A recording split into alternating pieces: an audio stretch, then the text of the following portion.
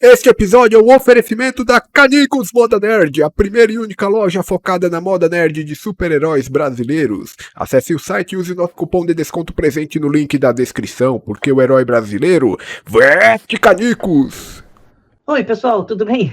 Eu sou o Leonard, né? A Penny deixou eu vir aqui hoje, claro. Na verdade, eu vim porque eu quis, não que ela tenha que deixar, mas ela tem que deixar. Mas eu vim porque eu quis mesmo, e eu conversei com ela, eu fui muito incisivo, talvez o máximo incisivo que eu possa ser, mas enfim, venham assistir o Spider-Cast, por favor, o Gustavo Nader, isso, ele vai estar com vocês aqui. Spider-Cast, o podcast de cultura geek. Saudações, sejam bem-vindos a mais um episódio do Spider-Cast, o seu podcast favorito de cultura geek e que também apoia o movimento Dublagem Viva. Seguindo este caminho, hoje eu tenho o grande prazer de receber um cara que fez parte da minha infância e de muitos de vocês que vão escutar esse podcast. Mas não só da infância, adolescência e vida adulta também. Só para vocês terem uma ideia, ele já emprestou a sua voz para o Armadillomon em Digimon Adventure 2, Sam em Rocket Power, Hiro Nakamura em Heroes, Ed na franquia Era do Gelo e também o queridíssimo Leonard Rockstead, The Big Bang Theory. Converso hoje com o Gustavo Nader. Tudo bem contigo, meu querido? Tudo bem, Alfredo. Obrigado pela carinhosa introdução. Espero que todos estejam bem em suas casas, onde quer que vocês estejam vendo esse nosso cast. Opa, grande prazer ter você aqui. Agradeço aí pelo seu tempo. E eu tenho certeza que eu não citei nem metade dos trabalhos que você já fez. É muita coisa. Eu trabalho desde muito jovem. Eu acho que esse final do ano, se eu não salvo engano, eu faço 30 anos de profissão. Caramba. Eu tenho 35 anos de vida. Então, é um tempinho, né? Nossa, eu fiz Vênus o Pimentinha, o filme, eu fiz um filme chamado Mundo Perfeito. Nossa, cara, eu fiz muita coisa. Eu tava vendo aqui a lista de personagens que você fez e eu olhando, eu falo, caramba, mano, eu assisti esse desenho aqui. Esse personagem aqui é ele também, que louco. Eu fazia, meu amigo da escola é um macaco também. Também você fez os Padrinhos Mágicos. Também. Recentemente você fez uma pontinha do Deadpool, né? Que é um filme que tá bombando aí. É o que mais tá sendo comentado. Essa daí eu até falei pro Cantu assim, Cantu, esse eu preciso fazer porque eu sou fã, né? Eu sou fã de quadrinhos, eu sou fã do universo cinematográfico de heróis, né? Eu jogo RPG desde muito cedo também, jogo jogos. Hoje em dia eu estou jogando um MOBA muito legal também, que a gente até está fazendo a dublagem dele na empresa, que é o Honor of Kings. Então, assim, eu sou absolutamente apaixonado por esse universo. Eu falei, Cantu, pelo amor de Deus, esse eu não tem como eu não fazer. Aí ele riu, não, vamos ver... Se vier para mim, se eu for fazer, se isso acontecer, se não sei. Eu falei, não, Cantu, tudo bem. Vê aí com o pessoal se todos esses sis existirem mesmo, se não você fala com outra pessoa, mas isso aí eu preciso fazer, pelo amor de Deus. E aí acabou que foi realmente ele que dirigiu, e ele me chamou. Aí eu agradeci para ele, né? Ele, Gustavo, é uma pontinha e tal. Eu falei, não, Cantu, bicho. Quero fazer o Vendedor de Cachorro-Quente 82 nisso daí, não tem problema, mas eu quero estar ali naquele filme fazendo essas coisas, participando desse universo da Marvel que me dá muito orgulho, né? Assim, eu como fã, é uma honra você trabalhar num produto desses.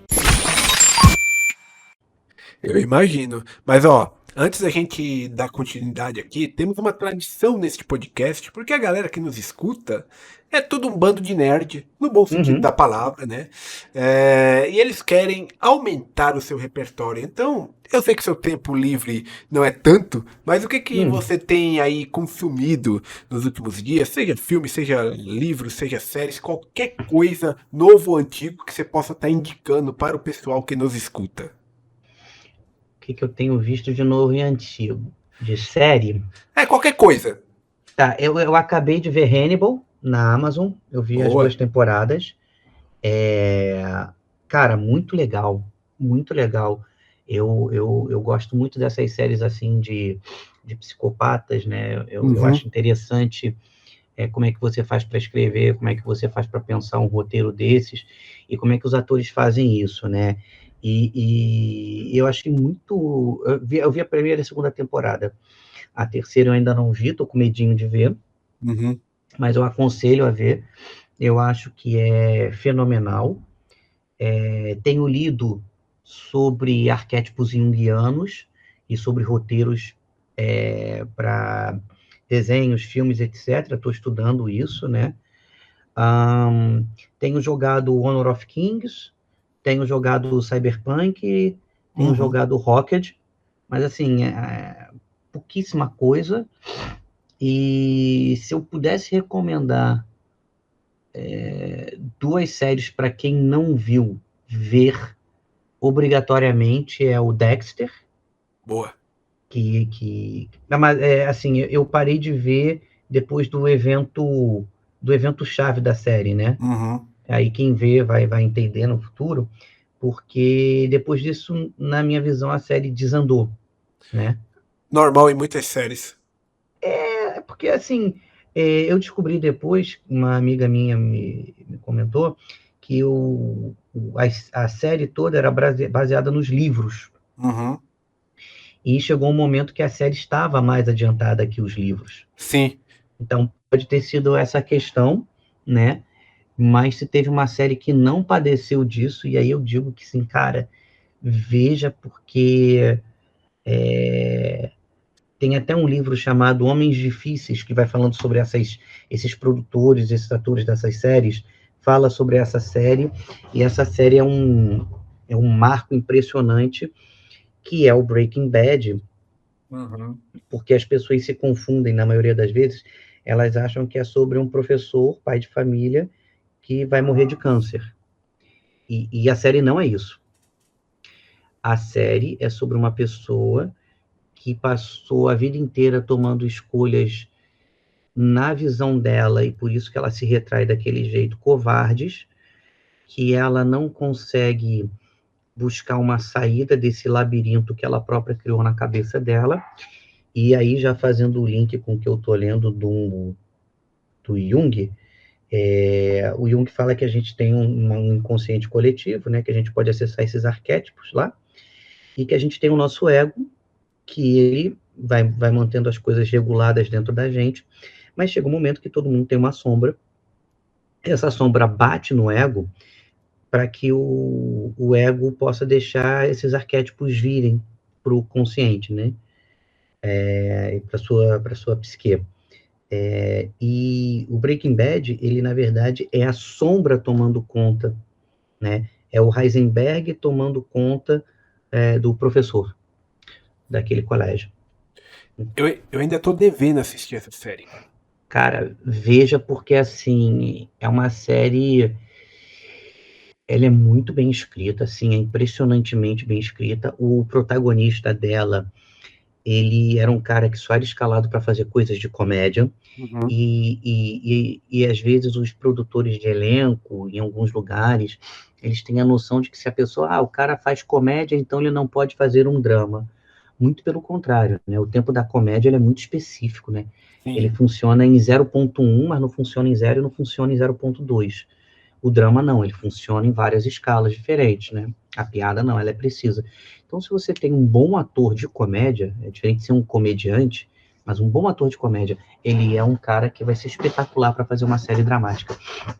E é uma escolha muito feliz, porque todo o elenco é muito bem escolhido, espetacularmente bem escolhido, aliás, e é muito bem escrito. E é uma coisa que muitas séries, às vezes, ela não é o roteiro ele não é preguiçoso. Então, por exemplo, quando você tem o cara que ele matou uma pessoa, mas ele tá no meio de uma casa na cidade.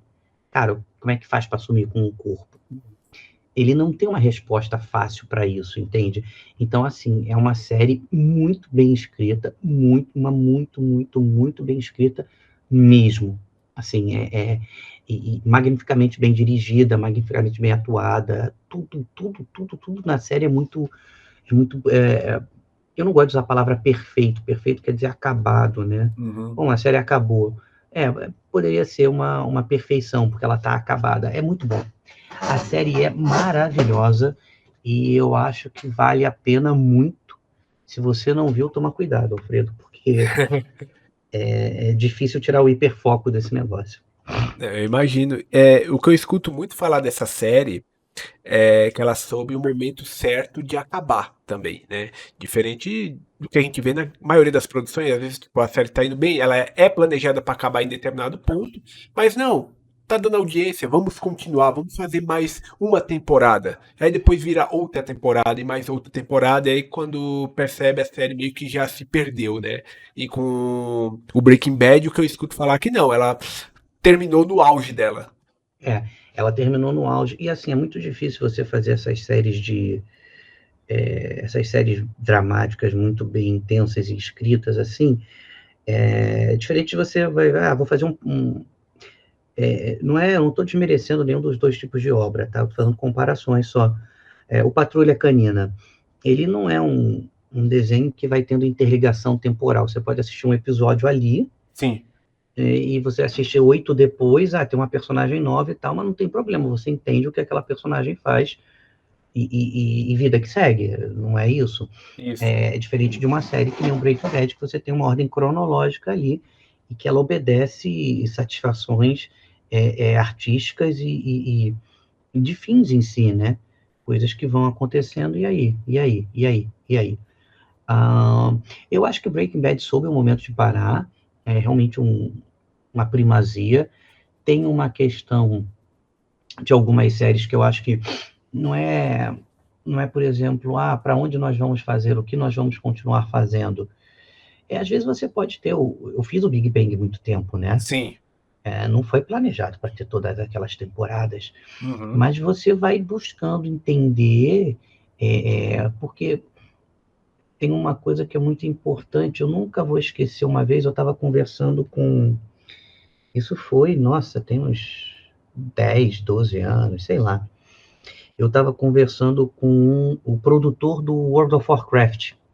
Caramba, Né? Eu dirigi o World of Warcraft muito tempo. Eu caramba, que dirigi muita legal. coisa. Eu dirigi muita coisa da Blizzard muito tempo. Eu dirigi Diablo 3, Overwatch, StarCraft 2, Coração do Enxame, Hearthstone.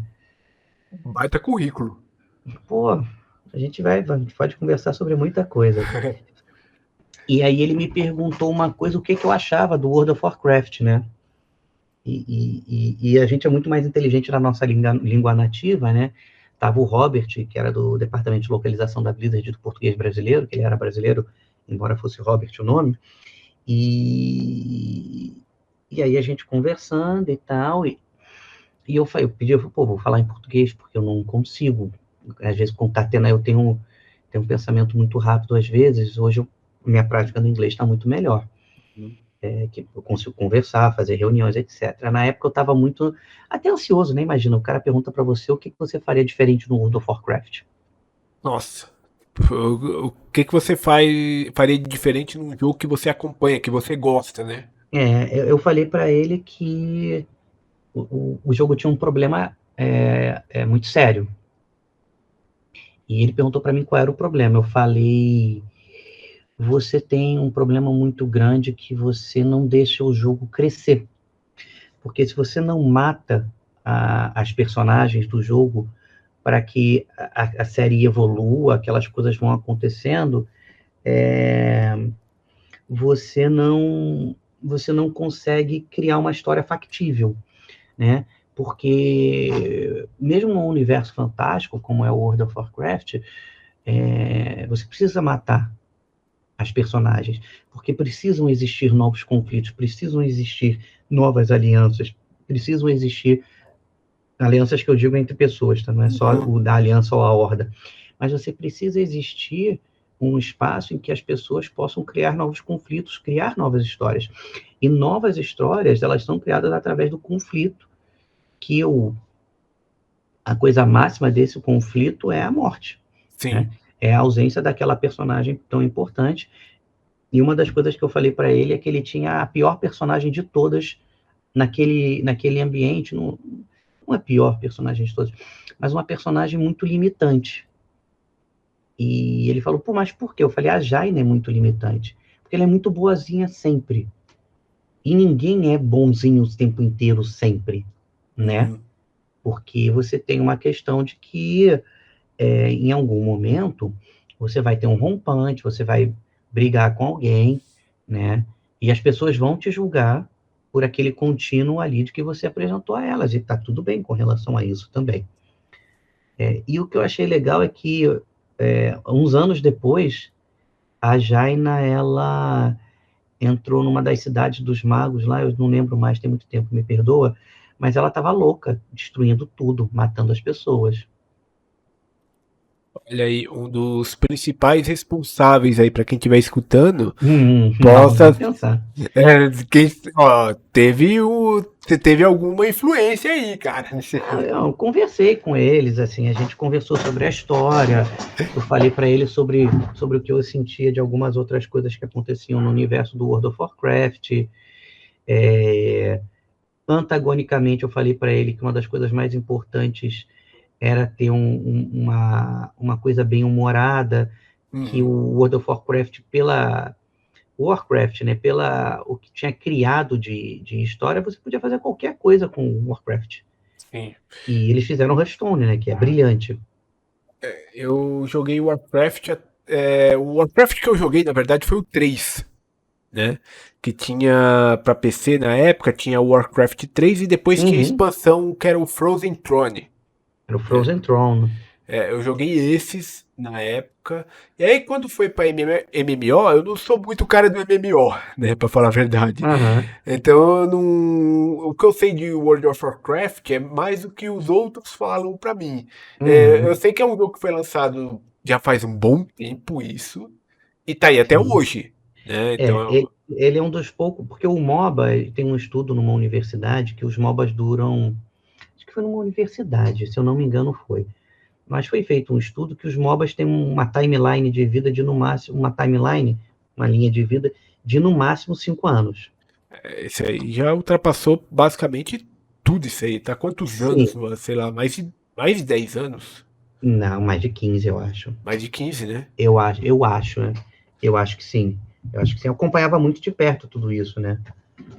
Mas é mais de 15, salvo engano, mais de 15, sim.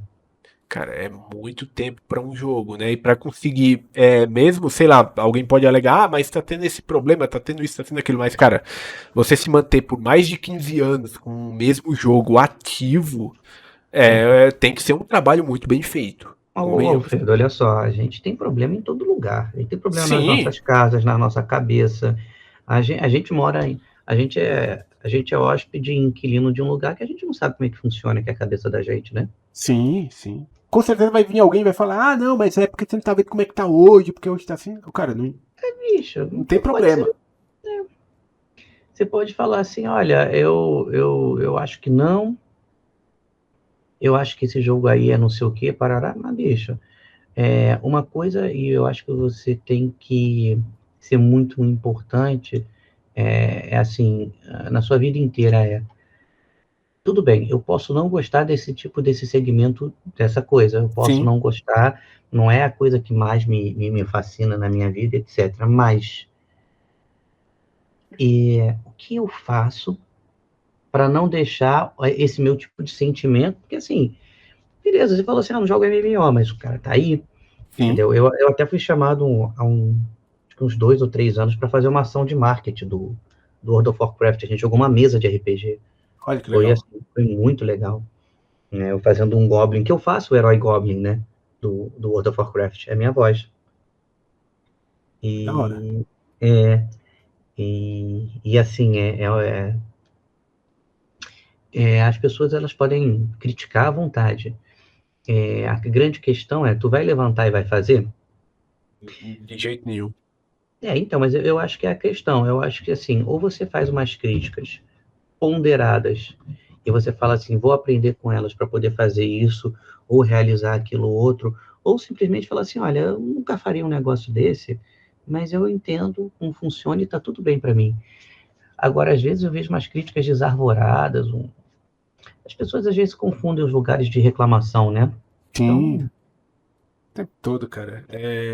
Uma coisa que assim, antes de fazer faculdade de jornalismo, eu fiz um curso de desenvolvimento de jogo, né? que legal, parabéns. Só que eu não segui muito em frente, né? E um dos motivos de eu não seguir em frente, eu não me identifiquei muito e também, cara, eu percebi o trampo que é pra fazer um jogo. É um trampo. Não importa, tipo, qual que seja o estilo. Independente do estilo, é um trampo da porra pra você fazer um jogo. Cara, hoje em dia eu penso duas vezes antes, tipo, eu posso dizer, não é meu estilo, eu não curto muito, mas eu penso duas vezes antes de falar que um jogo tá ruim, cara. Eu me Hum. lembro de como foi, como é a trajetória para desde o início do projeto até o momento final dele, cara. Não, É, as pessoas acham que é fácil, cara. Assim, tem um jogo que é assim, eles foram refazer esse jogo, foram relembrar esse jogo um tempo depois. Acho que foi fazer uma outra versão, não sei, mas ou abriram o jogo lá na empresa para ver os códigos. Cara, tinha uma anotação no código que era assim, olha, a gente não sabe por quê, mas não mexam nessa linha de código, uhum. porque senão o jogo vai ser destruído, o jogo não funciona. Caramba. Ainda bem que tinha um aviso, né? Tinha um aviso ali. Todo mundo respeitou, pelo menos? Sim, sim, sim. Eu Ah, acho que sim. legal. Eu acho que sim. Eu acho que sim. Mas é porque as pessoas não sabem como funciona, né? Assim, as pessoas acham que a programação é uma coisa linear, que nada vai dar conflito com nada, Ah, né? muitas vezes você está programando algo, não sabe, quem fala isso não sabe o que é passar uma madrugada inteira tentando descobrir qual que é o erro do seu código e depois você descobre que é simplesmente um ponto e vírgula no lugar errado. É isso. Você está ouvindo Spidercast, o podcast de cultura geek. Normalmente, quem trabalha assim com arte e está envolvido no mundo da arte, como é o seu caso, tem consigo assim obras que influenciaram sua vida de certa maneira e fizeram você seguir por esse caminho até você chegar no âmbito profissional. É, Uhum. quando antes de você começar a dublar, né, antes de você começar a entrar também na parte de atuação, né, porque o dublador ele é um ator em primeiro lugar, né? Qual, Uhum. quais foram tipo as obras que você diria que influenciou a sua vida, né, e fez você seguir por esse caminho de ator e posteriormente, né, dublador? Ah, eu comecei muito cedo, né? Eu sempre fui uma criança mais solitária. Uhum. Então eu gostava muito, jogava videogame quando eu era pequeno, comecei a fazer inglês desde cedo. Minha família era uma família de classe média, então pude pagar pelo meu ensino de inglês. Eu gostava de videogame, eu era fascinado pelos desenhos animados, né? E aí o Mário Jorge e a Mônica Rossi, eles eram casados na época, né? Mário Uhum. Jorge é o Ed Murphy, a voz do Ed Murphy no Brasil. Boa. Como diria ele, a melhor voz do Ed Murphy do mundo. Eu acredito piamente nisso. Ele tem uma carta do Ed Concordo. Murphy falando isso. Ele é, o Mário Jorge. Como ele diz pra gente, eu sou foda, filhote. Ele é mesmo. E a Mônica Rossi, que é a voz da Sharon Stone, que eles eram casados, moravam no mesmo prédio que eu e me chamaram para fazer um teste. Eu fiz um teste para poder fazer a dublagem, né? E foi com a Marlene Costa e passei no teste, né? E, e assim, eu posso falar para você que eu sempre fui uma criança, e durante a minha vida inteira, eu sempre fui uma pessoa muito curiosa Uhum. e muito inquieto. E a arte, ela serve para mim como uma maneira de eu me entender, uma maneira de eu ser generoso comigo mesmo e ser uma pessoa que abra mão da minha visão de mundo para poder enxergar os olhos através de uma personagem. E isso me modificar e me tornar mais humano. Eu acho que tem duas palavras que me acompanham a minha vida inteira. É sacrifício, né, que é o fazer sagrado, o ofício sagrado, e vocação, que é o chamado. Eu tenho essa coisa dentro de mim, eu preciso da arte para viver. Nietzsche falava que a arte existe para que a verdade não nos destrua, porque a realidade ela pode ser bastante desafiadora para uma mente. Verdade. Você fala assim, eu vejo um desenho, eu vejo isso, eu estou vendo uma série, e aí eu estou indo para o meu trabalho normalmente, e de repente tem uma guerra no meu jardim no dia seguinte, ou tem uma pandemia que fez a gente ficar trancado em casa, que pessoas morreram, amigos perderam coisas, a gente perdeu um pouco da nossa sanidade. Sim. E aí você para refletir, quem salvou a gente nesse período foi a arte. Sim. Né? Os serviços de streaming e jogos, eles foram muito consumidos. Livros, músicas, as lives ao vivo, né? De músicos, de shows, e você vê aquela profusão de coisas acontecendo e você fala assim, cara, eu não posso sair de casa. E aí? E pessoas saindo de casa, pessoas da área da saúde que tinham crianças pequenas em casa, que eram casados, e elas iam lá salvar a vida de outras pessoas. Sim. Né? Policiais que faziam isso, né? Os bombeiros que faziam isso, e eu via aquela coisa toda acontecendo, eu falava, gente, quando que você... Eu nunca vou esquecer a Priscila Amorim, a gente estava gravando o Cyberpunk, né? E aí a gente ia entrar em lockdown, aí a Priscila falou assim para mim, Guga, daqui a pouco a gente se vê, daqui a umas 2, 3 semanas. Os 15 dias iniciais, né, que eles falaram. Aí eu olhei para a Priscila e falei, Priscila, isso é mais de ano. E a gente tem que agradecer a medicina, né, e a ciência. Sim. Né, porque a gente conseguiu sobreviver por causa de uma vacina, né? Imagina isso. Uma vacina que foi negligenciada por muita gente, né? E, tipo, se a gente tá aqui hoje, voltando às vidas normais, né? É por causa dela. Sim, mas aí você... Tem pessoas que elas entraram numa questão... olha, Alfredo, assim, eu não sou uma pessoa muito versada em ciência. Eu tenho alguns conceitos básicos que eu aprendi no colégio. Mas você duvidar de uma vacina, ou você duvidar que a gente vive num planeta que é um globo, Sim. né?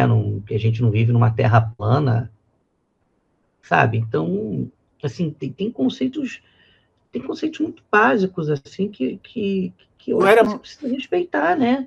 Não era mais pra gente estar discutindo essas coisas, né, cara? Eu não sei, aí eu me faço uma pergunta, Alfredo, será que não era? Porque em algum momento falhamos enquanto propagadores de ensino. Sim. É que eu digo assim, Né? tipo, são conceitos já tão estabelecidos, que já são provados, que, tipo, não era mais pra ter pessoas duvidando deles e tentando dizer o contrário, sabe? Talvez justamente porque a gente falhou em algum momento. Que nem você mesmo mencionou. Assim, o que a gente tem que entender é que o Foucault é um filósofo que ele fala de estruturas de poder, né? Então, se você tem como influenciar as pessoas, e assim,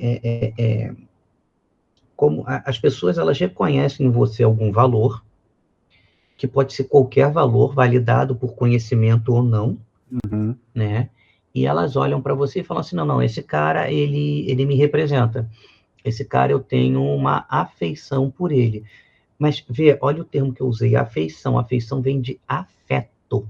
Sim. Então, não é um processo racional. Aliás, a maioria dos processos de liderança, eles não são racionais. E você pode ter uma estratégia racional para você chegar e convencer a pessoa, porque ela tem um tipo psicológico A, B ou C, ou porque você sabe que ela teve uma história de vida nesse sentido, e você fala assim para ela, olha, fulana, eu só posso imaginar o que seja passar numa situação dessa, aí a pessoa se identifica com aquela história, e aí ela passa a votar ou a tomar uma atitude em seu favor.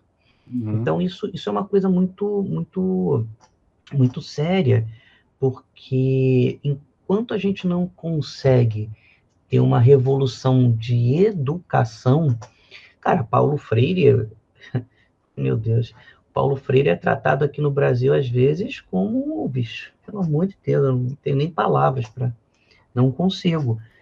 E é um dos educadores mais conceituados no mundo. Tem estátuas em tudo quanto é universidade lá fora, na maioria delas. Foi doutor honoris causa. Para quem não sabe o doutor honoris causa, você pode nem ser formado naquilo, Uhum. mas você fez uma coisa tão importante que você ganha um canudo, né? É a mesma coisa que você falar assim, o Bill Gates, não sei se ele chegou a se formar, mas o Bill Gates não se formou, então ele não pode dar aula porque ele não tem um diploma. É o Bill Gates, cara. Simplesmente um dos caras mais bem-sucedidos no ramo da tecnologia. É claro que ele tem o conhecimento para passar.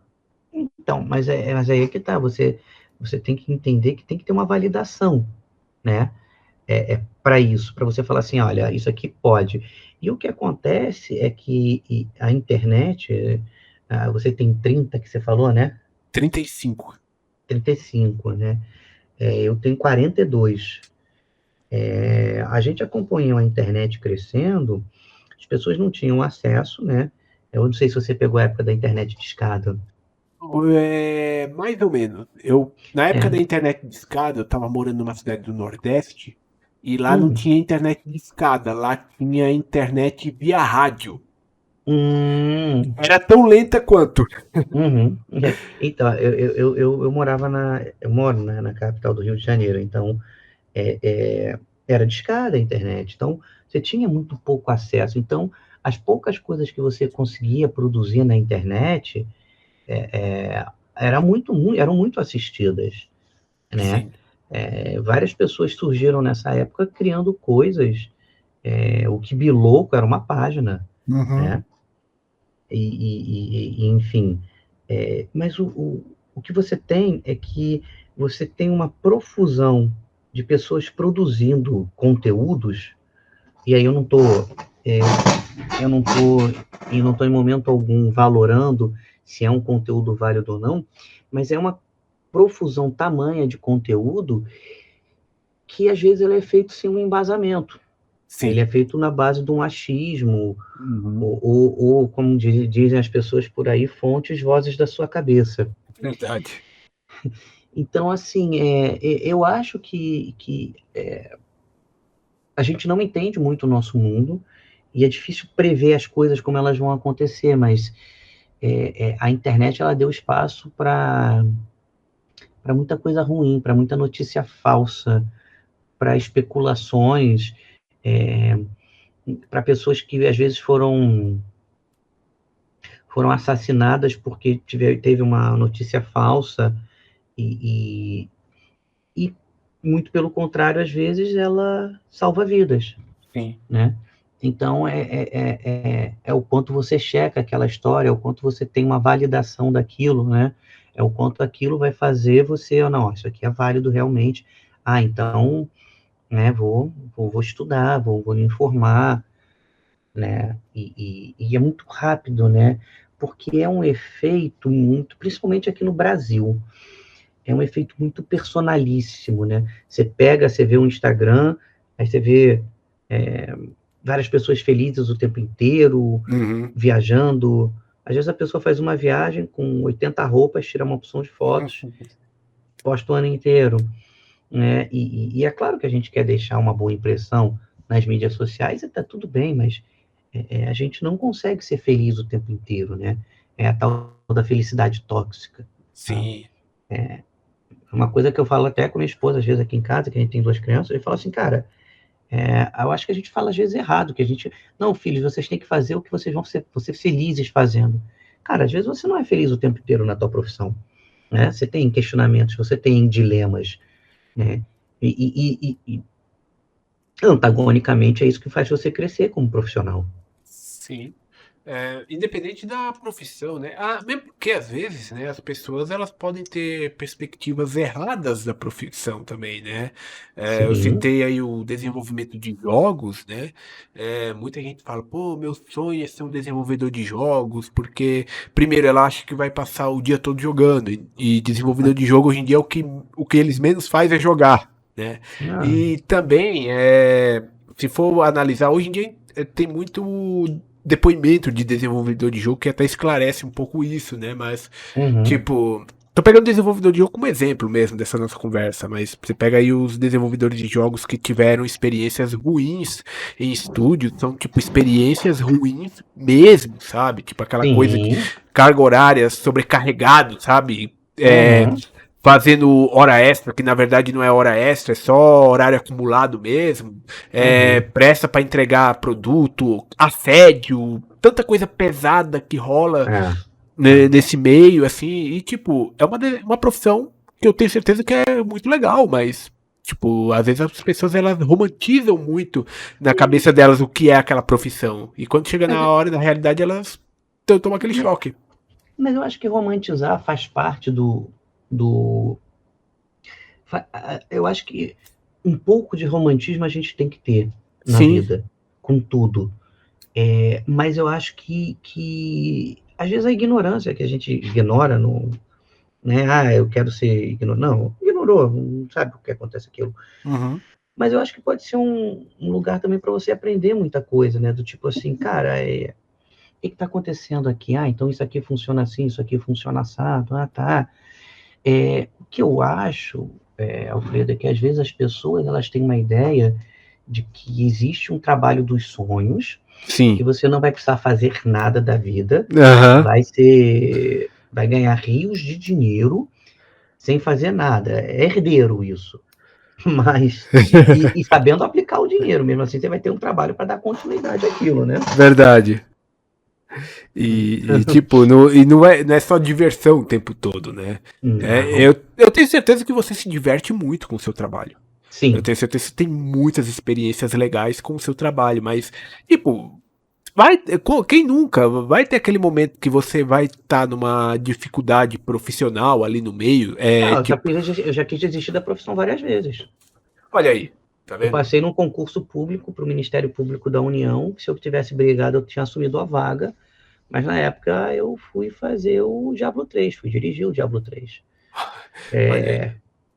Eu fiz 3 faculdades que eu não me formei. Eu fiz filosofia 1 ano e meio, psicologia 3 anos e meio e direito 3 anos. Olha aí. Você foi pra vários segmentos diferentes em vários momentos, né, cara? Porque eu me deixei levar pelo que as pessoas diziam para mim, que a minha profissão não seria uma segurança nunca na minha vida. Uhum. Entende? Então, assim, às vezes você se deixa levar por coisas. Às vezes você está num momento sentimental ruim e você emburaca naquilo, né? Sim. Isso é uma coisa que muita gente fala, né? Não só da sua profissão, mas, por exemplo, vocês não têm registro em carteira, né? Vocês trabalham como Não, freelancer, né? O sim. dublador. Eu até estava conversando esses dias com uma pessoa e eles estavam falando, não, mas será que não, são todos que são assim? Eu falo, até onde eu sei, todos trabalham como freelancer, né? É. E, tipo, isso, querendo ou não, traz aquela insegurança. Só que ao mesmo tempo, muitos vivem, e muitos que estão no meio vivem disso também, né? Não, mas você vai viver, assim. A questão é que você vai ter momentos na profissão que você tem escassez de trabalho, às vezes, né? Uhum.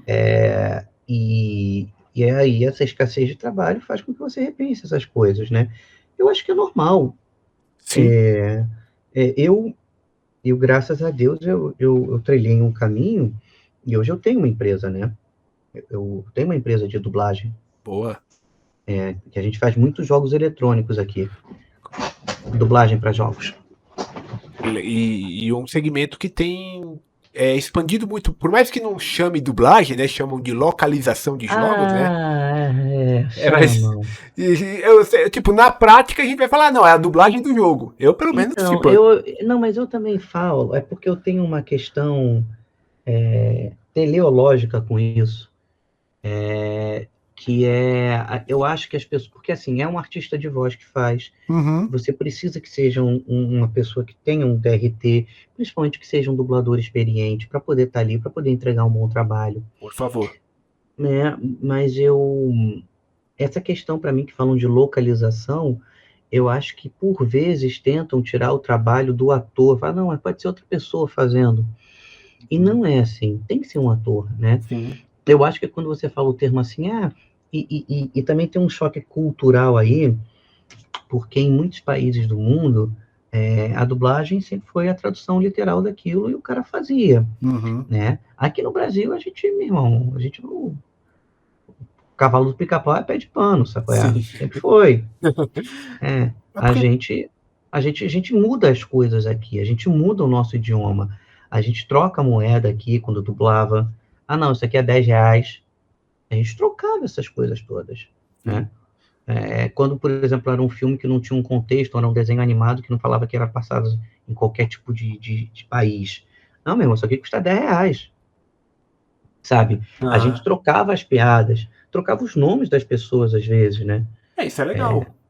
Não, e isso daí é o que é arte, porque você, na verdade, aí, já que você está falando sobre nomes específicos, isso não é nem tradução, nem localização, isso é transcriação. Você está pegando uma coisa que você entende o conceito, você adapta para a sua língua local. Uhum. Tem um rapaz, ele não está mais vivo, não sei se você conhece, é um tal de Tolkien. Tolkien. Ah, sim. Tolkien, esse cara aí. Conheço. Ele escreveu uns negócios, né? Tá aqui na minha prateleira, por sinal. Então, cara, ele é um filólogo, ele estava línguas, então ele criou línguas. Ele criou primeiro, talvez, o manual de tradução universal. Uhum. Então ele falava assim, cara, isso aqui é Bilbo the Bagging, mas é porque é a profissão dele. Então vocês, quando forem traduzir no idioma de vocês, traduzam assim, Certo. entende? Então, assim, é isso aqui, mas o que ele falou naquela época é o que a gente sempre fazia aqui no Brasil, sabe? A gente sempre trocava as coisas, sempre botava uma coisa mais abrasileirada, sempre foi assim, historicamente. Por isso que quando você chega com as empresas lá de fora, de tradução e localização, que vieram para o Brasil, elas chegam falando que elas localizam as coisas, cara, a dublagem brasileira já fazia isso há milhares de anos. Então assim,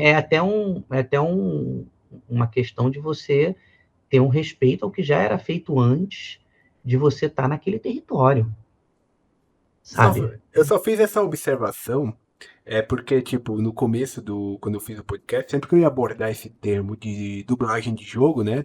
Aí, normalmente a pessoa sempre, não, na verdade o nome correto disso é localização de games. Aí eu faço essa observação, tipo, às vezes até pra própria pessoa entender que, não, eu sei que aqui chamam de localização de games, só pra dar um contexto, pra pessoa não ter que fazer essa explicação de que era a localização de games.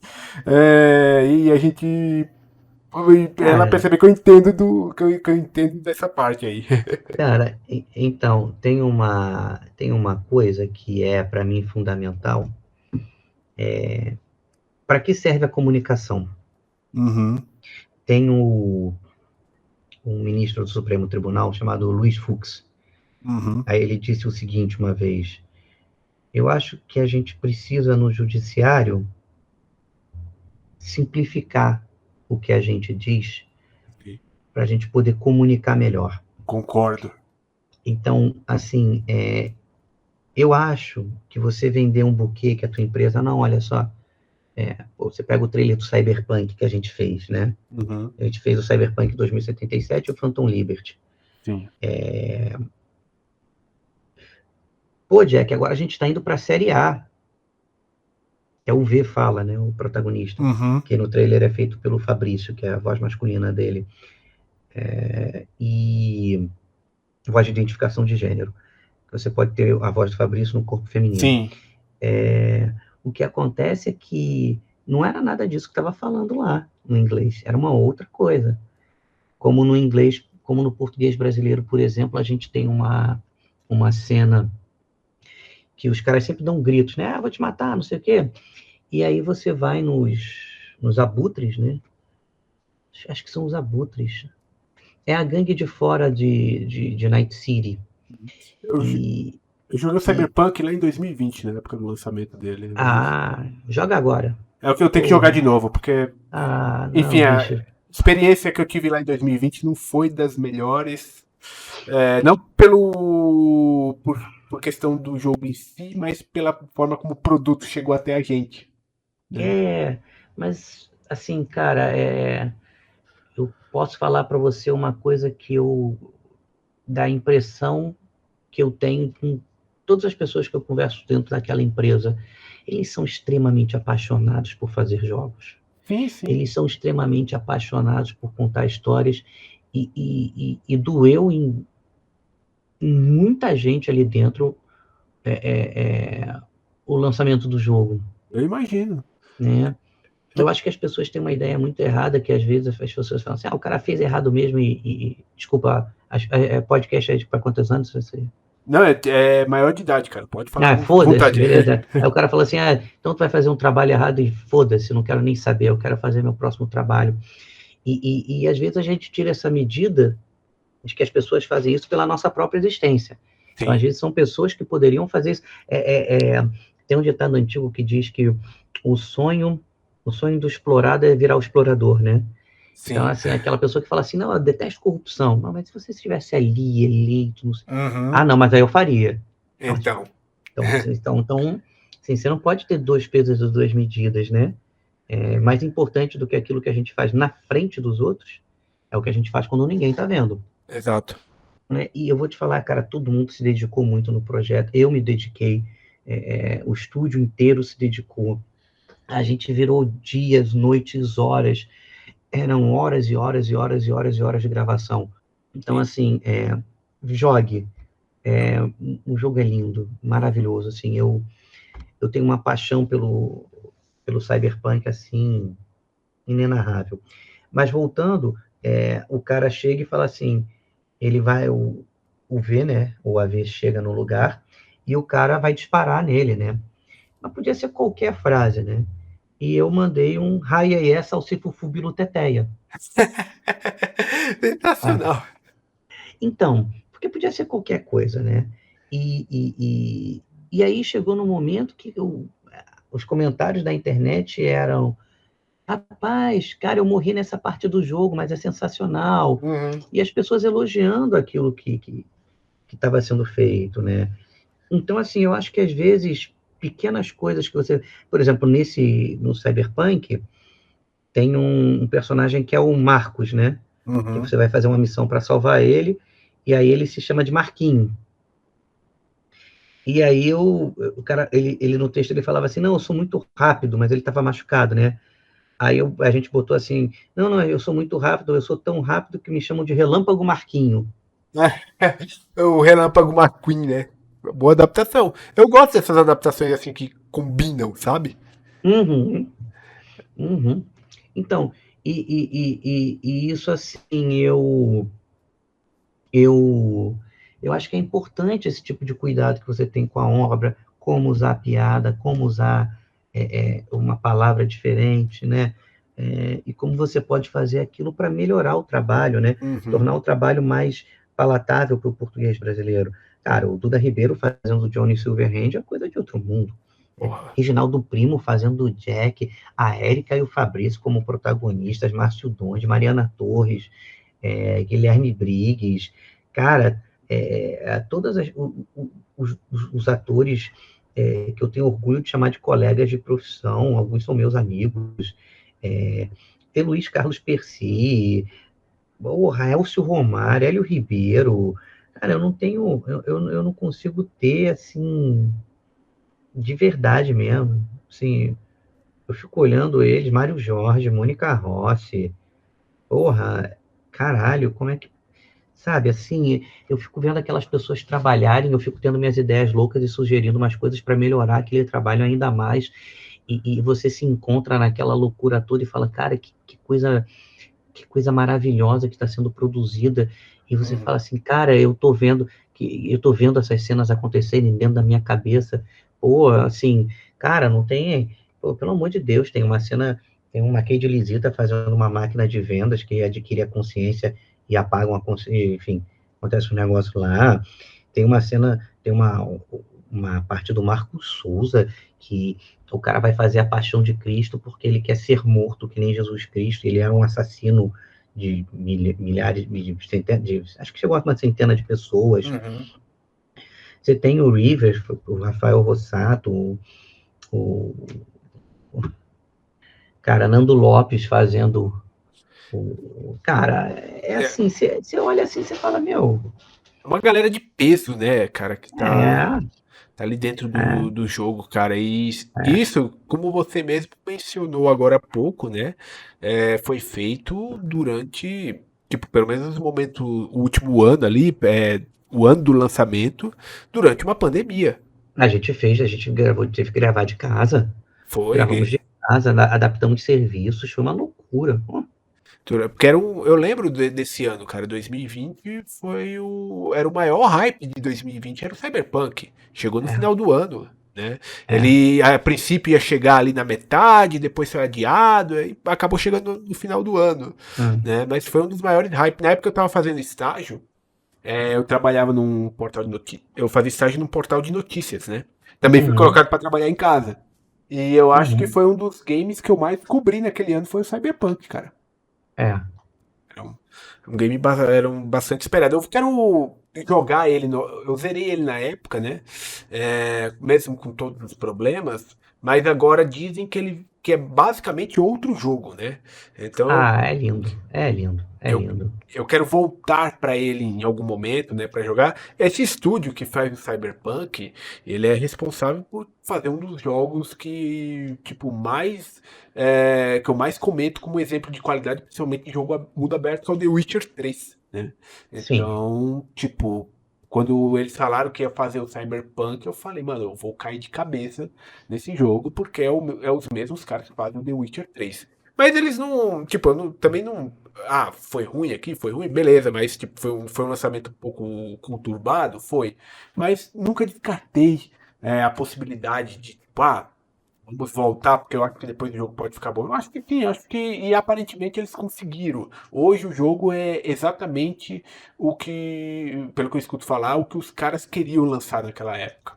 cara, tá bonito pra caceta o jogo. Eu O jogo imagino. tá lindo, o jogo tá lindo, o jogo tá lindo. Vale muitíssimo a pena jogar. E não só por isso, mas pelo que o jogo representa, porque vai vendo. Ele fala de inteligência artificial, fala Uhum. de precarização da condição humana, precarização de trabalho, retenção financeira, crises políticas fabricadas, briga entre grandes corporações, os países não são tão mais importantes, a moeda unificada, que é o euro-dólar, porque a Uhum. moeda estava ferrada. Então, assim, você tem tem falta de trabalho, porque estão botando muita IA, está fazendo muitos trabalhos. Uhum. É nada muito diferente do que a gente está vendo hoje, né? Então, hoje, inclusive vocês, o setor de vocês também, e muitos outros setores, né, setores artísticos, né, Uhum. estão lutando aí para ter uma regulamentação dessa inteligência artificial, né, É, mesmo porque, como você mesmo até mencionou no começo da nossa conversa, né? Quando você iniciou, você sempre foi movido ali pela arte, né? E o motivo dessa arte tocar as pessoas é justamente porque ela tem sentimentos inclusos nelas. Se você deixa um robô fazer isso, que tipo de sentimento você pode esperar de um robô? não, e você está cortando uma outra parte também, que assim, é diferente a maneira como eu entendo que é uma dublagem de jogos. Para mim, tem muito mais a ver com uma voz original. Uhum. Então, por diversas vezes, a gente não repete a mesma voz da personagem de lá, ou o mesmo timbre, mas a gente faz coisas que a gente acha que vai funcionar para o nosso português brasileiro. Sim. Então, assim, é claro que o cara nunca vai conseguir. É o Relâmpago Marquinho, é o Raia S, enfim. Não, mas aí eu boto uma pessoa para traduzir, a máquina faz IA de tudo e eu divido por pessoas. Cara, o retrabalho é muito maior. Sim. Porque você tem vários problemas de estruturação de frases, de concatenações lógicas. Você tem grandes questões aí. Assim, não digo que é impossível, porque a tecnologia ela é impressionante e ela é um veículo em si de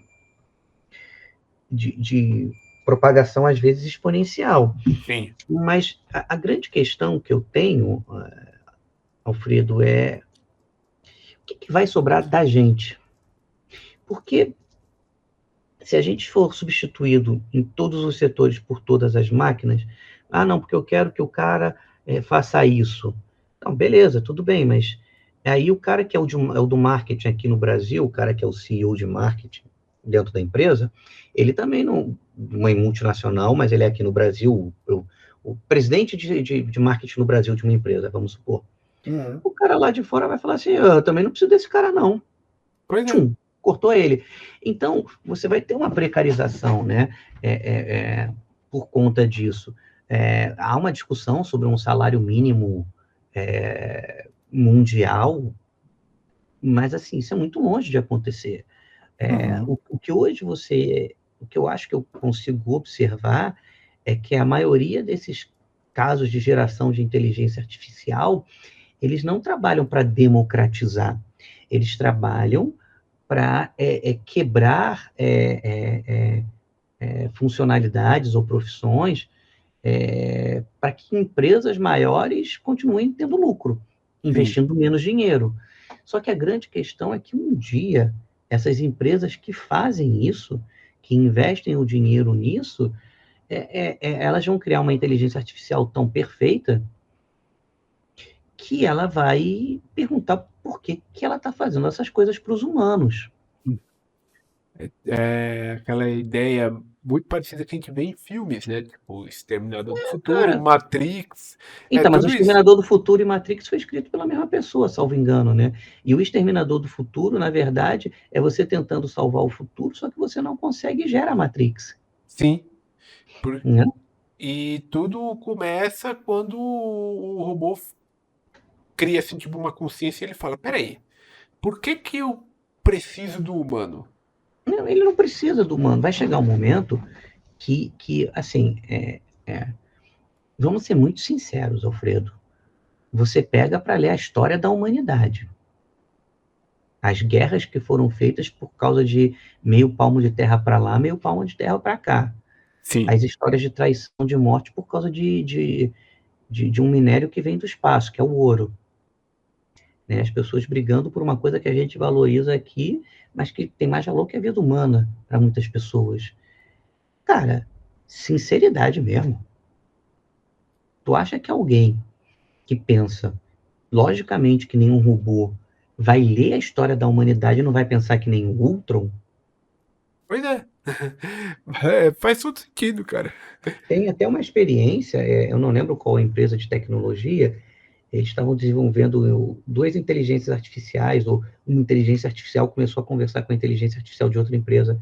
Eles fecharam o projeto. Porque quando eles começaram a ver que as inteligências artificiais estavam conversando, eles, por que elas estão conversando? Sei lá, vamos ver. De repente, eles começaram a falar num idioma que os caras não entendiam. Cara. É um negócio perigoso assim, de se pensar. Eu já falei isso antes. Talvez não aqui no podcast, mas entre amigos, né? Tipo, quando falam em possíveis, por exemplo, fins da humanidade, apocalipse, chame como quiser. Eu não acredito muito por exemplo, apocalipse zumbis, nem pensar, isso aí pra mim é fantasia, né? Apocalipses causados por causas naturais, talvez, com muitos e muitos anos, coisas que a gente não vai viver pra ver. Agora, tipo, um apocalipse de máquinas, cara, eu acho bem plausível. Falar a verdade. Eu acho que é o que está mais perto de acontecer. Ou tem um vírus novo aí que vai matar todo mundo, mas não mata todo mundo, mata só uma parte, né? Sim. Mas você, cara, assim, é muito sério isso, Alfredo. Porque, assim, você está lidando com vidas, né? E você não está se importando com essas vidas, né? Eu acho que um desses engenheiros, que era o cara que mais entendia, ele saiu do projeto. Aí ele falou assim, cara, eu que era a pessoa mais inteligente daquela sala, não sabia o que aquela máquina estava fazendo. Pois é. Elas, a tendência é essa, elas vão evoluindo, evoluindo, evoluindo. É, Enfim, é, é uma questão que agora estão conversando muito sobre isso, né? E o momento de talvez criar uma certa regulamentação para isso é agora. É mas, antes que. Alfredo, eu acho que tem que criar. Então. Mas o problema é que não é só criar, é fiscalizar. Uhum. Uma coisa é falar assim, não estou usando não. Ixi, eu não, eu não. Mas tá usando. O problema é que você abriu uma caixa de Pandora. E você abriu uma caixa de Pandora tão grande que, assim,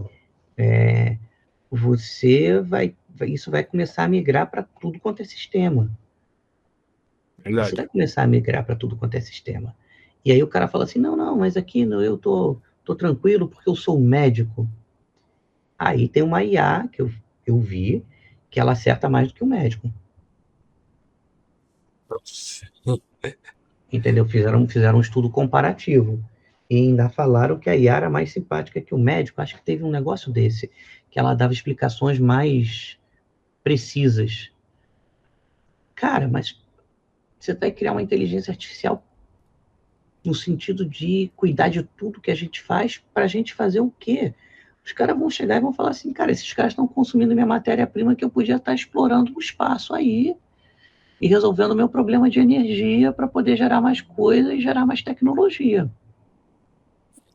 Se eles continuarem, se a tendência for essa, tipo, as máquinas fazem tudo, vai chegar um momento que, tipo, até nós mesmos, seres humanos, vai falar, tá, mas o que eu vou fazer agora?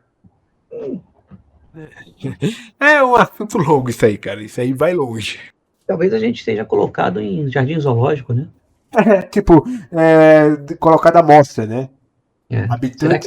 Será que nós já não estamos num jardim zoológico de alguém?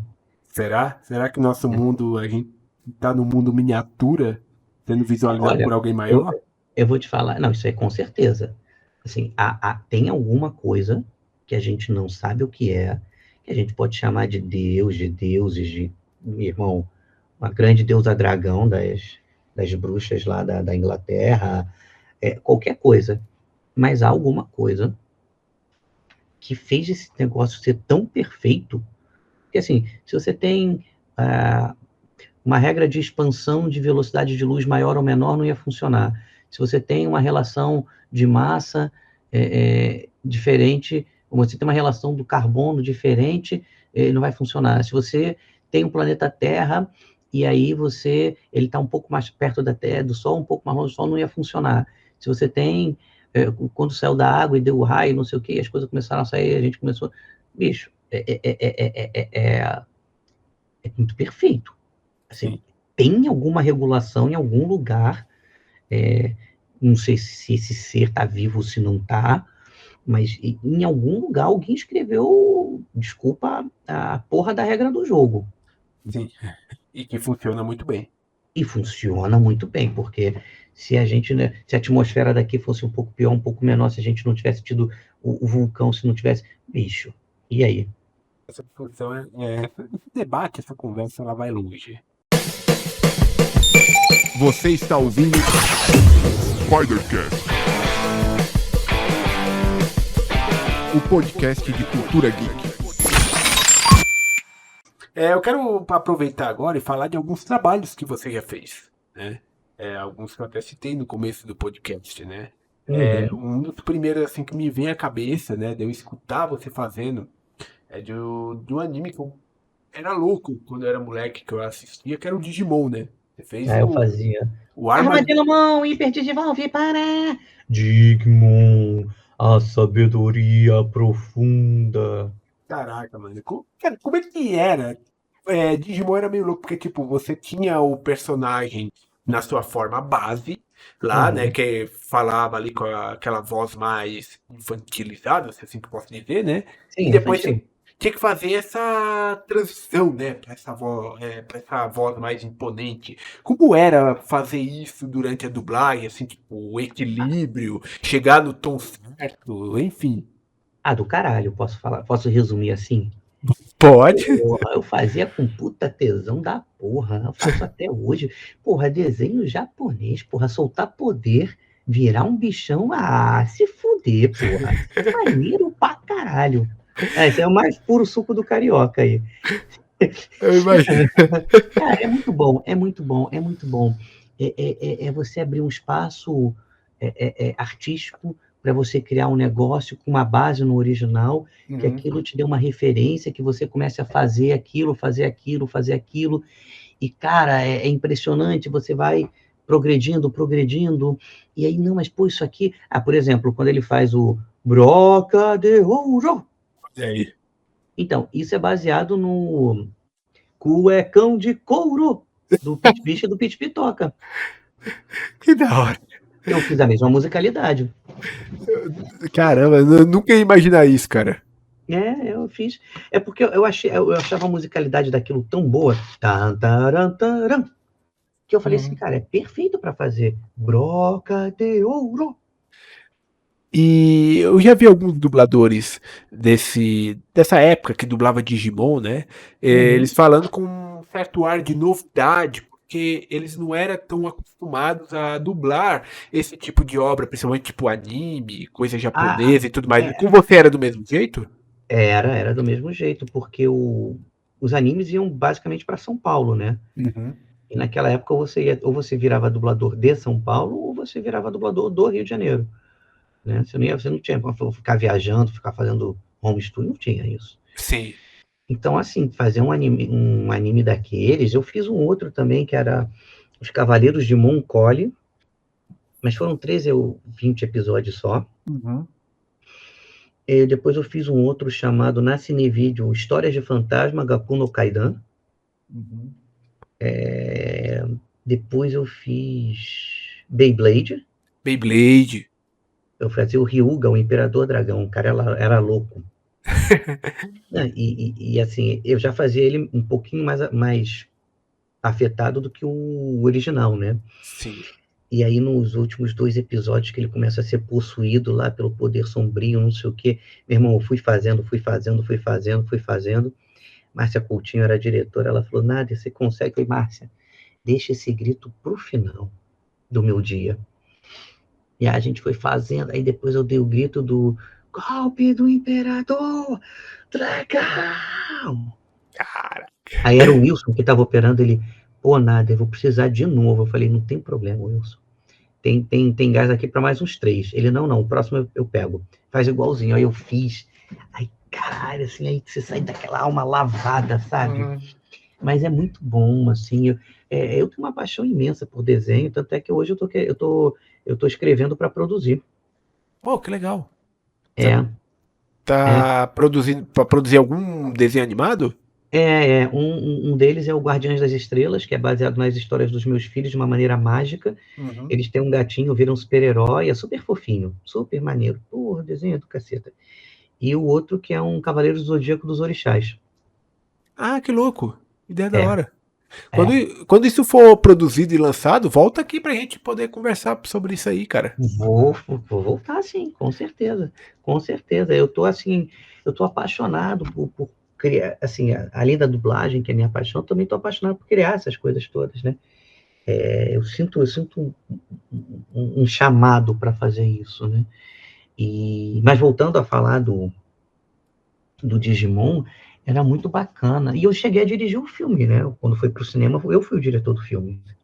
Você fala o filme atual ou o filme daquela época? Novo, não, O, novo agora, que o novo. saiu ano passado. Sim, esse novo eu ainda não consegui assistir. Eu não, na época que ele saiu no cinema, eu não pude ir ao cinema pra assistir. Eu queria assistir ele dublado. Só Cara, ficou que. muito legal. Então, só que infelizmente essa dublagem tá perdida, porque não tem Não, disponibilidade. não. É porque jogaram para o cinema, mas eu não sei se foi negociada com o streaming ainda. Eu posso até ver isso para você, depois me dar um cutuque que eu procuro aqui. Sim, porque, tipo, eu queria muito ver, só que eu queria ver dublado, né? Cara, Porque... tá muito maneiro, eu vou te falar. Tá muito maneiro, assim. Todo mundo que tava dublando foi chamado para dublar. Uhum, A gente teve algumas substituições, claro. sim. A voz do TK, principalmente, né? Porque, Era o infelizmente, Caio, né? isso. O Caio. Que Eu era... nunca vou esquecer que eu chamei ele uma vez para trabalhar comigo, ele PM, não, eu gosto nada, eu não sei o que. Eu falei, Caio. Mas era o chamado dele, né? Uhum. Era... Ele também fazia a voz do Harry Potter também, né, cara? Eu nunca vou esquecer que eu estava contratado de uma empresa de tradução e localização na Europa, da Espanha. E aí eu estava na sede da empresa e não tinha o WhatsApp que nem tem hoje, né? Uhum. Aí, não, Caio faleceu. É foda, né, cara? Novo, É, né? Novo. é, é. E assim, é porque a gente treina a nossa mente errado, né? A gente acha que ordem é o contrário do caos, quando na verdade a vida é caos, né? Uhum. Não no sentido de que cada um pode fazer o que quer, Sim. né? Mas ela é imprevisível, né? Você tenta construir aparatos que te deem uma noção de previsibilidade, porque senão você fica louco. Uhum. A grande questão é essa, né? Verdade. Você deixa de perder contato com a realidade. Pô, eu lembro quando eu saí da pandemia e a gente ficava em casa mesmo, a gente conseguiu, graças a Deus, ficar em casa. Uma vez eu fui atravessar a rua. Eu não sabia mais atravessar a rua. É, a gente perde um pouco do costume de sair de casa, né, cara? Eu Né? lembro. Porque é um construto que você cria na sua cabeça que você, ao atravessar a rua e o carro estar longe, ele não vai te matar. Uhum. Você cria isso que você, olha, eu estou atravessando a rua e vou fazer. Cara, atravessar a rua, andar na rua, Uhum. escutar de novo o barulho dos carros do teu lado, trânsito. Bicho, é uma loucura, se você parar para pensar. Eu tive uma sensação um pouco louca também, porque o que que acontece, né? Quando teve a pandemia, vamos parar aí para pensar, foram quase 2 anos, né? Uhum, E aí quando, tava vacinado direitinho, já tipo, algumas coisas já voltando aos poucos, né? Aí eu comecei aí a voltar aí em certos lugares, por exemplo, o centro da minha cidade. Quando eu uhum, retornei para o centro da minha cidade, parecia que eu não que eu estava em outro lugar, que eu não era mais aquele mesmo centro de antes da pandemia, né? E uhum, tinha um motivo também para isso, né? Muitos comércios quebraram durante a pandemia, né? uhum, Muitas coisas quebraram, outros não voltaram, ou outros foram substituídos por outros. Enfim, era uma sensação que eu estava num outro lugar, cara. Não era a mesma coisa. uhum. É. E a gente teve essa questão muito séria de tudo que aconteceu, né? Então, assim, você perde meio que essa visão, essa noção. Pontuando aqui o Armadillomon ainda, né? Tipo, você Uhum, dirigiu agora o filme recente do Digimon. Eu quero assistir uhum, isso dublado. Mas como foi retornar a um personagem, né? Que tipo, você fez anos atrás, né? Tipo, foi de boa, foi tranquilo, foi nostálgico, foi difícil lembrar do tom certo. Como foi essa experiência de retorno? Foi assim, em primeiro lugar que eu me senti muito bem acarinhado, né? O Rodrigo Rossi da Artworks aqui me falou, nada, você dublou, né? Eu já tinha feito alguns trabalhos com a Artworks como diretor, né? Fora da minha empresa, a Core Dream. E aí ele me falou, olha, eu tenho esse produto aqui e eu queria que você fizesse. É um filme para cinema e eu confio em você. Uhum. Eu falei, caralho, tudo bem, obrigado. E aí eu lembro que foi meu primeiro filme para cinema que eu dirigi, na Uhum. dublagem. Caramba, que da hora. E eu lembro que eu tava com um processo de infecção vocal muito sério na época. e eu não ia fazer o Armadilhomon. E eu falei pro Rodrigo, não sei se eu vou melhorar até lá. Aí ele falou assim, não, mas Nader, pô, a gente tá fazendo para todo mundo voltar. Cara, faz no último dia, aos 45 do segundo tempo, e a gente tenta. Eu falei, tudo bem, eu vou tentar. Uhum. E aí eu consegui, assim. Ainda teve esse outro fator, né, de dificuldade, de que eu tive que superar uma adversidade de uma infecção, né? Sim, sim. Mas, cara, foi. Eu lembrava, né? A gente gravava às vezes junto, né? O Digimon. Então eu conseguia lembrar das coisas assim, da Angela Bonatti, que foi a diretora, dos meus outros colegas de bancada, e a memória, né? O nosso processo. Eu lembrava até de uns cheiros assim, sabe? Do Uhum. estúdio. Então foi uma volta ao passado que me fez um carinho. Eu acho Imagino. que acho que a gente pode falar isso assim. E o que eu escuto falar desse filme é que a galera gostou muito da dublagem, do elenco que volta, trabalho de dublagem, né? Tipo, e eu Uhum, tenho certeza que foi incrível, porque a dublagem de boa era muito boa, né? O elenco era uhum. muito bom, né, cara? É, E não vejo a hora de poder ver e apreciar esse trabalho aí. Tenho cara, tá certeza- lindo. Eu tenho certeza que uma hora eu vou encontrar isso aí dublado. Deve sair num desses streams da vida, com certeza. Tomara, tô no aguardo aí. Tem alguma. Como é que é você dublar algo que você está dirigindo? Ah, é muito difícil. Porque você, enquanto dublador, você tem que ter uma permissão muito grande de Uhum, criar uma coisa, e você, enquanto diretor, tem que perceber o que o ator pode fazer para você catalisar o trabalho dele e fazer com que ele fique ainda melhor. uhum, E ter esse diálogo com você mesmo, assim, eu sempre quando eu trabalho dirigindo, cara, às vezes tem o Léo, que é um gerente de projeto da Cordring de áudio, ele acompanha as gravações. Aí a gente tem ou o Davi Caldeira, ou o Cristiano Caldeira, ou algum outro engenheiro de som gravando com a gente, o ator, e às vezes tem a pessoa da empresa de jogo acompanhando, e todo mundo dá opinião. sim. Então, assim, eu procuro criar esse ambiente, e eu revi muitas vezes as minhas partes antes de eu fazer no filme do Digimon, e, e aí quando eu conversei com o Davi, né, ele gravou grande parte do trabalho, se não todo, salvo engano, eu falei, não, bicho, você me avisa, me dá uns toques aí, a gente conversa, eu revia, passava, não, passa aí para eu ver. Pô, Davi, tem certeza que assim tá legal? Faz outra, Nádia. Aí eu escutava, não, vendo, tá certo, vamos fazer essa, tá salvo, entende? É, É, tipo, é um processo que você mesmo.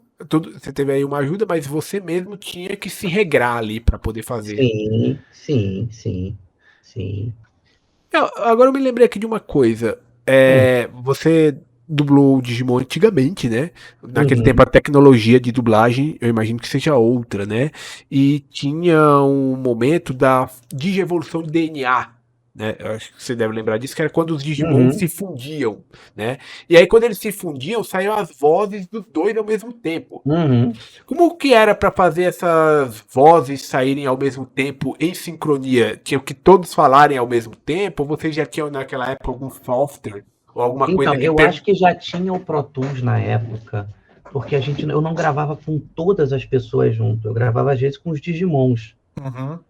mas a gente, quando um fazia, e o outro acompanhava o que o outro fazia. Você tinha referência do outro, assim, que foi inclusive como a gente fez o filme, Ah, tá, entendi. né? Um gravava dentro da métrica, A gente escutava, tinha certeza que era a mesma métrica, e a partir daí fazia a magia acontecer. Ah, entendi. É porque eu imagino que deve ser um trabalho de sincronia absurdo, né? É, mas nós somos bons nisso. Sim, isso é verdade. E aí eu não falo nem modéstia à parte. A dublagem brasileira, ela é uma peça de criação à parte do que acontece nos outros lugares do mundo. E outro personagem aqui muito carismático, marcante seu, que não tinha como a gente não citar, é o Leonard do The Big Bang Theory. E inclusive eu venho observando aqui ao longo desse nosso papo, né? Principalmente você citando que você gostava já de videogame quando era criança, de RPG, de todas essas coisas, eu penso que, cara, o Leonard, ele é muito parecido com você em muitas coisas. Você notava Tem, isso quando você tem, pegou o personagem? sim. A ansiedade dele social, inclusive com relação às mulheres, eu tinha. O não se reconhecer em um mundo esquisito, Uhum. eu também tenho ainda hoje. Às vezes eu fico me perguntando, pô, as pessoas que têm altas habilidades ou as pessoas que são gênio, elas têm um senso de justiça social muito extremo. Então você pega, por exemplo, o Sheldon, ele cumpre a regra, Sim, né? exageradamente. Sim, sim, sim, mas é porque a superdotação, ela não é uma superdotação em todos os aspectos, as pessoas confundem. Sim. Tanto é que o Sheldon, para você ter uma ideia, ele é baseado em uma pessoa, só que a mesma pessoa em que o Sheldon foi baseado, ele tinha a mesma coisa que o Raj tem, que ele não conseguia falar com as mulheres. Sim. Várias temporadas disso, até que ele superou, Não, mas. sim, mas o cara que ele foi inspirado mesmo para ser escrito, ele era o Sheldon com essa coisa do Raj. O cara de Cara, verdade. É, cara, caramba, que louco. então assim, e eles falaram, não, mas eu vou precisar separar isso na série, né? Porque ninguém vai acreditar que o cara é assim, né?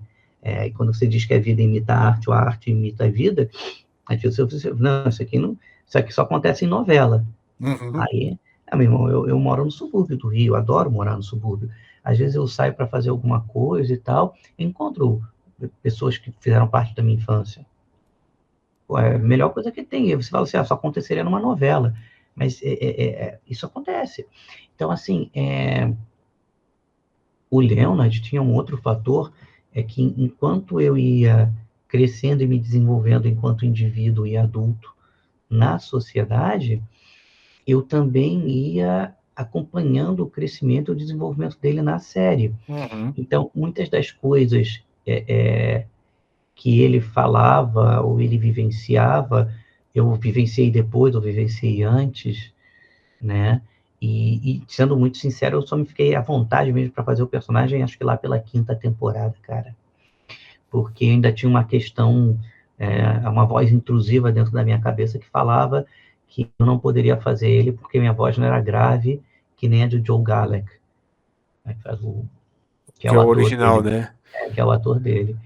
E eu percebi depois que eu revendo o trabalho, né? Óbvio, tem coisas que eu faria diferente, né? Uhum. Isso eu acho que é normal da gente pensar, mas eu penso que eu gosto do trabalho que eu fiz. Sim.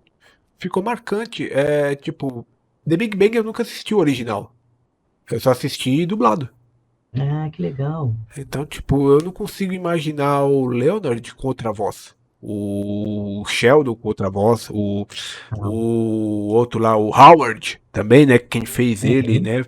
Foi O Manolo, o Manolo. foi Manolo, Zé Léo, Sérgio Cantu e eu, e a Fernanda Baroni participando do primeiro núcleo. Uhum. Depois entra a Cristiane Luiz, Sim. entra a Silvia Salusti, Sim. Que, né? que tem tipo, um acréscimo no elenco principal, né? Uhum. Sim, É. sim. Porque precisava ter, porque então é aquela coisa que a gente falou lá no início das séries, eles estavam se desenvolvendo, Uhum. né? Então era óbvio e ululante que era necessário que você tivesse outras pessoas sendo adicionadas ali. Sim. E o Leonard, você fazia ele, obviamente, com a sua voz comum, Uhum. mas tinha um toque a mais ali, né? Uma coisa um pouco mais de ansiedade, assim. Ele foi criado por uma mãe narcisista, né? Sim. É desse jeito. Ele. Isso aí você pegou logo no começo, assim, tipo, não sei se. Sim, Eu acho que você teve que fazer um teste pra fazer o Leonard, não sim, eu foi? fiz um teste e passei. Então e logo no começo você já pegou esse jeito dele.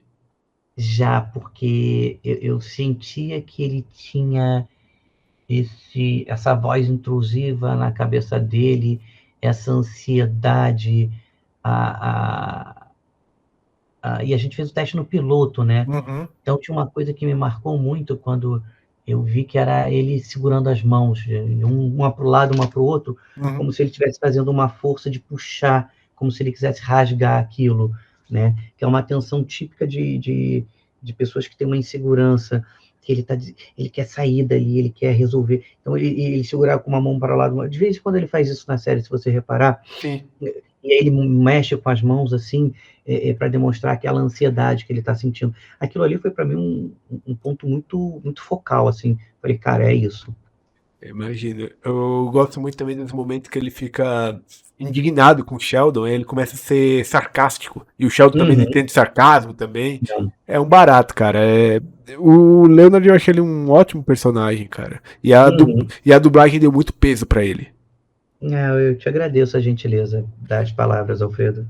Não, tamo junto, cara. E você diria que é o personagem mais longevo que você já fez no sentido de, tipo, cara, foram É, 12 temporadas. eu fiz o Gasganete no World of Warcraft também durante bastante tempo, e fiz no Heroes of the Storm também, fiz no Uhum. Hearthstone, mas é o meu personagem mais longevo mesmo, de longe. Como foi a despedida? Né? Porque, tipo, quando acabou, foi. Eu sei que é o trabalho, faz parte do trabalho, mas, tipo, você fala, putz, fiz esse personagem por 12 anos aqui. Agora não vou mais fazer. Então, eu lembro que eles fazem um episódio de despedida a ele e aquele coco, né? Uhum. E, e eles que contam a história, né? Aí eu falei, a Priscila Amorim que estava dirigindo, eu falei, Priscila, eu vou precisar de um tempinho aqui. Caramba. É, porque o Leonard para mim também representou durante muito tempo a minha volta para a profissão, embora eu tivesse às vezes, vou deixar de dublar agora para poder estudar para concurso público, mas o Leonard vinha e eu ia lá fazia, e o Leonard representou para mim que eu tive um processo de separação, né? Hoje eu sou casado de novo com a minha esposa Adriele, tenho 2 filhos maravilhosos, e aí eu tive um rompimento, se eu não me engano foi quando ele rompe com a Penny também na série, foi quando eu Uhum. terminei meu casamento, se eu não me Caramba, engano. caramba, e É, coincidiu bem, hein, cara? é, e, e o Leonard para mim representou uma coisa de que eu estava fazendo de novo um personagem importante, com impacto, um personagem interessante de fazer, porque às vezes a gente deixa umas vozes intrusivas na nossa cabeça, terapia ajuda muito isso, né? Sim. E, e você começa a falar, não, mas eu sou capaz de fazer isso, né? Eu posso fazer, né? Apesar da minha ansiedade, apesar da minha depressão causada pela ansiedade, apesar da minha tristeza, apesar das coisas que acontecem na vida, eu venho aqui nesse momento e minha esposa fala que eu sou uma pessoa muito irrequieta e eu penso muita coisa ao mesmo tempo. Tanto é que às vezes eu escrevo Guardiães, logo depois eu estou escrevendo umas coisas dos desenhos dos orixás, Uhum. e aí daqui a pouco eu estou dirigindo uma dublagem, aí daqui a pouco eu estou tentando fazer um negócio diferente, e aí tem uma outra reunião, e aí eu estou revisando o texto de uma tradução de alguma coisa, e aí no final do dia minha mulher fala, o que você fez hoje? Aí eu começo a falar, ela, pera, eu já me perdi. Mas eu vou falar uma coisa muito sincera para você, Alfredo. Quando eu estou ou atuando, como foi no filme do Mussum que eu fiz o Zacarias, ou dublando, ou dirigindo dublagem, é, um, é uma das horas que essas vozes elas se acalmam. E aí eu consigo estar ali fazendo só aquilo. E, e aí você usa você, né? Que você é o seu instrumento de trabalho enquanto ator, as suas emoções, a sua história, a sua vivência, o seu conhecimento, para realizar uma obra que vai tocar o coração de alguém, como o Leonard tocou o meu várias vezes, e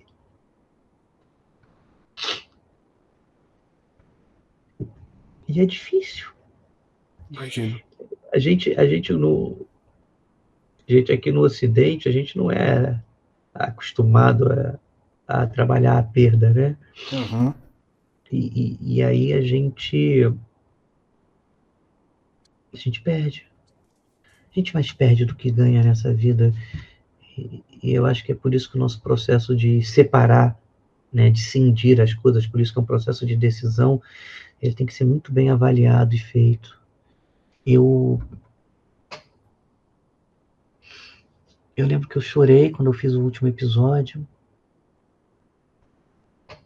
Eu olhava para aquilo tudo e falava: nossa, passou um filme na minha cabeça. Mas não acabou, cara. Não acabou porque esse trabalho, tipo a dublagem, talvez o trabalho que você fez ali foi finalizado.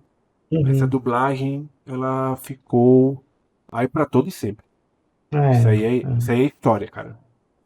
Já tá marcado. Eu fico muito feliz, assim, eu acho que é uma coisa que eu converso muito com minha esposa, com os meus filhos, não com todas as letras para eles, mas eu falo da importância de tomar decisão, né? Porque um dia a gente vai embora daqui.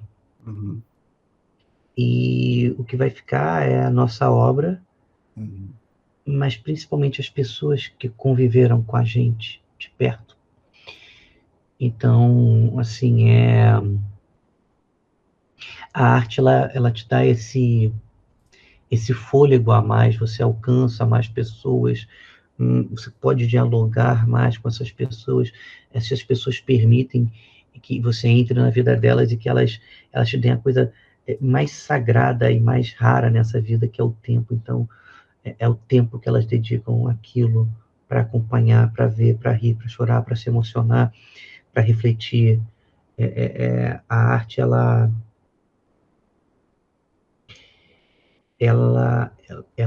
traz aquilo que é de mais humano. E, e, e foi uma experiência, assim, mágica, mesmo, Imagino, mesmo. cara. E vão vir outras. Em É. outras. E esse trabalho, ele é infinito, né, cara? Tipo, hoje você tá aí, como você mesmo disse, com mais de 30 anos de profissão, né? Uhum. Mais de 30 anos. E vão vir outros aí, vão vir outros trabalhos marcantes. Quantas pessoas, sei lá, já não pararam você na rua, tipo, ou reconheceram sua voz em algum lugar e falaram, porra, eu te acompanhei esse tempo todo, eu assistia você, eu escutava você, né? Você fez parte da famosa frase que é até um certo clichê, você fez parte da minha infância. Isso aí. É bonito, assim, é uma coisa que tem coisas na vida que, que, que não tem preço, elas têm um valor. Uhum. E esse valor, ele é, assim, indescritível, assim, você ouvir isso é muito bonito, assim, porque na minha época que eu era criança, eu também tinha isso, né? Eu também escutava essas vozes, essas dublagens, essas pessoas, e, e, e, isso me formou enquanto indivíduo também, né? Uhum. Assim, é muito, muito legal ouvir um negócio desse. Muito mesmo, assim.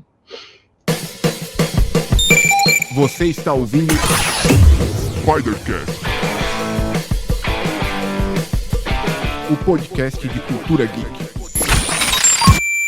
Quero agradecer por você ter primeiro cedido um pouco do seu tempo para vir aqui bater esse papo comigo. A gente já vinha há um tempo aí conversando, alinhando, e hoje deu certo, felizmente, né? Foi um papo muito legal. Espero que para ti tenha sido uma experiência tão boa quanto foi para mim. Sim, e eu deixo agora o microfone aberto, né? Onde a galera pode te encontrar nas redes sociais, quais são tipo os endereços de arrobas, né, para as pessoas seguirem, onde a galera pode acessar seu trabalho. O microfone é seu, cara.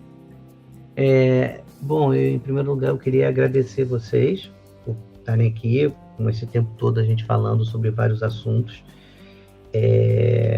Muito obrigado.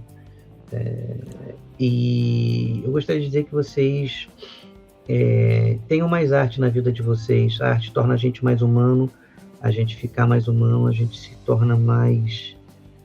Talvez torne o mundo um lugar melhor para as pessoas que estão aqui, que vão ficar aqui quando a gente for embora. E, principalmente, façam as coisas agora. Não com ansiedade ou imprudência, mas eu sempre quis estudar isso, hoje eu não consigo. Às vezes dá um tempo, a internet tem um negocinho ali, você pode ler aqui, pode ler aqui, vai tentando, vai experimentando. A gente não nasce pronto. A gente vai se aprontando na vida enquanto a gente consegue dialogar com os nossos anseios e desejos para que a gente possa realizar isso. E realizem aquilo que vocês querem realizar no mundo. Que não seja matar pessoas, mas realizem. Por favor. Não, aí o psicopata, tá vendo só? Já pensou? Mas é isso, galera. Uma boa mensagem aí pra gente finalizar aqui. Galera, vocês que nos escutaram até este ponto, cliquem no botão de seguir aí da plataforma que vocês estiverem escutando, tá bom? Me sigam também nas redes sociais, Carvalho_Alf, lá vocês podem falar comigo, tanto pelo Twitter como pelo Instagram, coisas do podcast, sugerir convidados. Se tiver o meu alcance, eu vou tentar trazer, se não tiver, eu vou tentar mesmo assim, mas não posso garantir nada. Eu aguardo... Oi? Me desculpa, Gustavo.Nader no Instagram. Legal. Sigam lá o Gustavo no Instagram, Gustavo.Nader, né? E lá você possa frequentar algumas coisas relacionadas também ao seu trabalho lá, né? Sim. Eu sempre posto as coisas do trabalho lá. Mandem perguntas também que eu respondo. Pode demorar um pouquinho, viu? Porque às vezes... Mas enfim, eu sempre procuro responder o mais rápido que eu consigo, viu, gente? Maravilha. E é isso, galera. Eu aguardo vocês novamente na próxima edição do Spidercast. Até lá! Você escutou Spidercast, o podcast de cultura geek.